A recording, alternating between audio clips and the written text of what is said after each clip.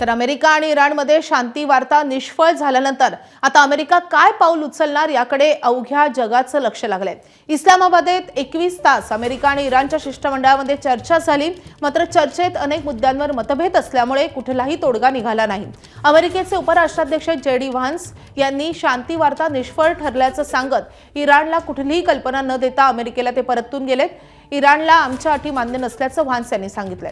तर दुसरीकडे अमेरिकेनं अवास्तव मागण्या ठेवल्याचं इराणनं म्हणणं आहे। शिवाय अमेरिकेनं शरणागती पत्करण्याची घातलेली अट मान्य नसल्याचंही इराणनं म्हटलंय। इराणचं शिष्टमंडळ पाकिस्तानातून रवाना झालंय आणि त्यामुळे आता पुढे नेमकं काय होणार असा प्रश्न जगासमोर कायम आहे। अमेरिकेनं युरेनियम संवर्धन पूर्णपणे थांबवण्याची मागणी केली आहे। एबीपी माझा, उघडा डोळे बघा नीट।